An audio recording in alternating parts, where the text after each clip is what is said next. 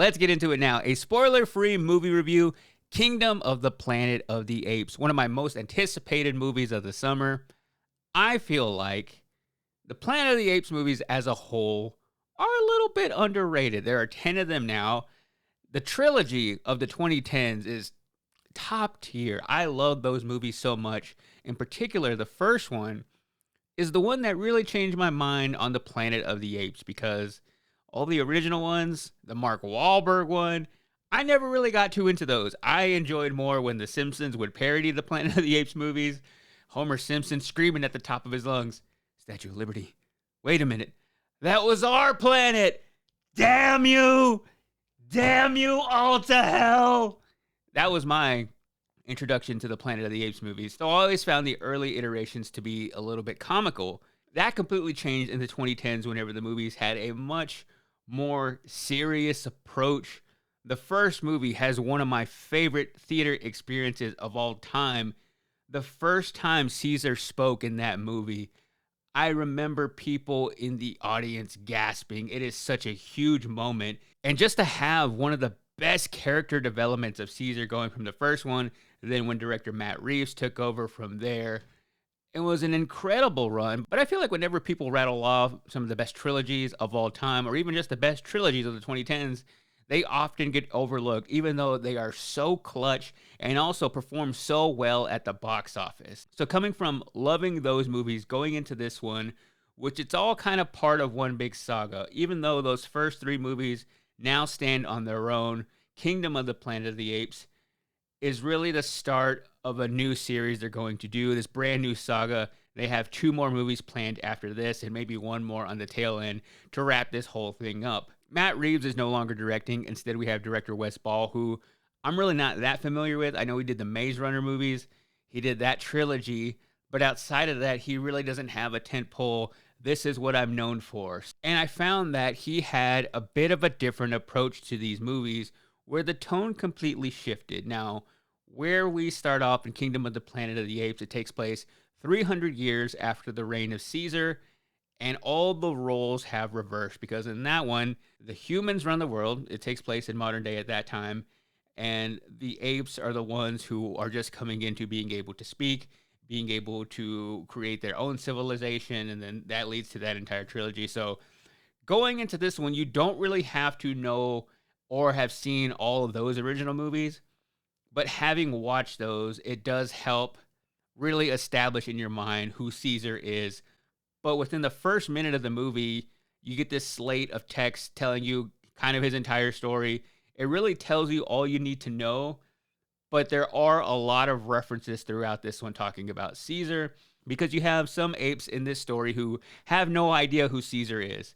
And then you have this bad group of apes who their interpretation of his outlook on the world and how he feels about humans is a little bit radicalized. It is almost as if they don't really know what Caesar intended, and they kind of skewed it to fit their own type of mentality, because they hate humans. They want to capture all the humans, kill humans. But the overall plot, it centers around a character named Noah, who his family gets captured. Their entire home gets completely destroyed by this radical group of apes. So it is now Noah's mission to go find and rescue his family along the way.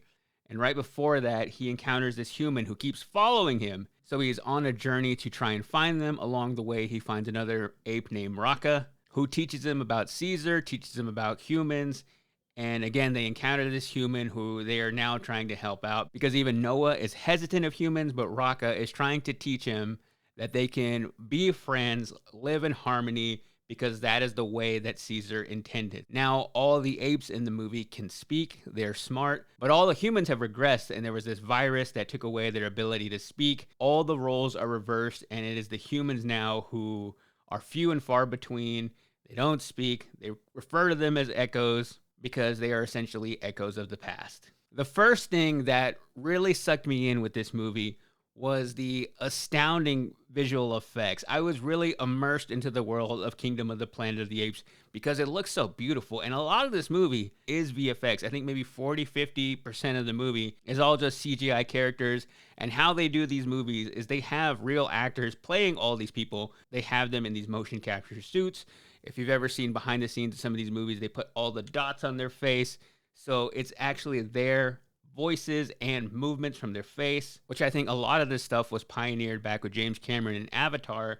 And while watching this movie, that is really what it reminded me of. That world of Pandora that was so immersive and so big and so huge.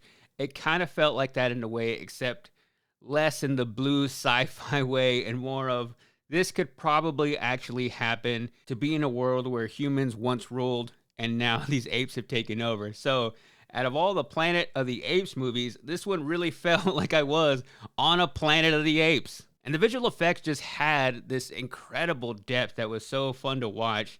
Even just the little hairs on all the apes that would flow in the wind and how intricate it was. It really made me look at every other movie using VFX in the wrong way and think, see, it is possible to do. If you're going to make a movie of this caliber and really want to get people into the theater to watch a spectacle, you have to make visual effects like this. It has to go next level. Otherwise, there's going to be no reason for people to go see this movie in theaters. And that is also what I enjoy about these movies, is they really have a reason to go see them because they are this immersive, they are this big. And I thought the movie started out with some really good action. But aside from that, I felt the pacing was a little bit all over the place. And I do understand what they are trying to do in this iteration now. They are trying to make it feel a lot different than what we have seen before and give it a little bit more room to breathe and also focus a lot more on the story, which I think was more prevalent in this movie, a focus on what is actually happening between the relationship of humans and apes and focus more on those idiosyncrasies. So it almost feels a little bit more sophisticated, even though I felt the 2010 versions were a lot more sophisticated than the movies from back in the day. It almost feels like they are taking this in another direction. So I really think that was my main issue with it. The second act kind of drags to a point that I was still invested in it, but it didn't really have me on that roller coaster of emotion and action that I was expecting. But it has about a 2-hour and 20-minute runtime, and I really felt that. And by the end of it, I was kind of ready for it to be over, and that's not the best sign. Not to say it's a bad movie, but it really felt like the best is yet to come. And Kingdom of the Planet of the Apes is really laying the groundwork for the two films that are going to come after this, introducing us to the characters, introducing us to the world, which is a hard thing to do because I feel like there is a lot going on and I don't want to spoil anything. But after watching this movie, it really easily leads into the next one. And in my head, I can kind of see how all of these chapters of the story are going to play out. So I think the next movie will be even better than this one. But I really think where this one is going to shine is in that final third movie, because I see this movie being a really perfect trilogy. But unlike the 2011 version, which I feel like was the best of that trilogy, Kingdom of the Planet of the Apes is not quite there. But it is still, without a doubt, a crowd pleaser. There were also a lot of funny moments that I wasn't expecting. And we also have a whole new cast of actors, which I was a huge fan of Andy Serkis as Caesar. I don't know that these actors have them down just yet.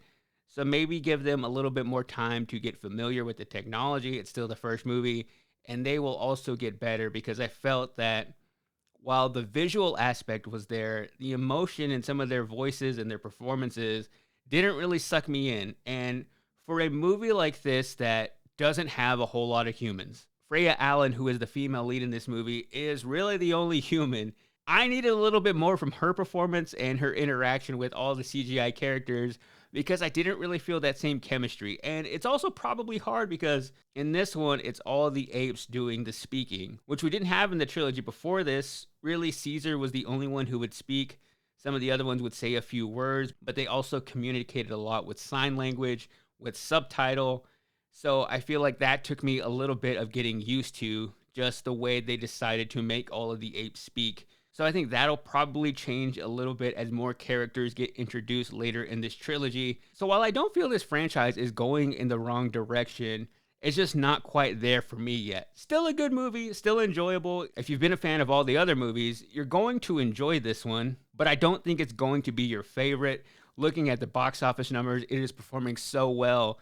So I feel that even though people don't always talk about these movies being so good, The numbers are there, the money is there, and we're gonna keep having Planet of the Apes movies probably until the end of time, until we're actually living in the Planet of the Apes. But for Kingdom of the Planet of the Apes, I give it 3 out of 5 horses. That was the only visual aspect that felt a little bit weird. Like they almost didn't have the animation down right of seeing all the apes riding the horses. Yeah, maybe they retooled that a little bit too.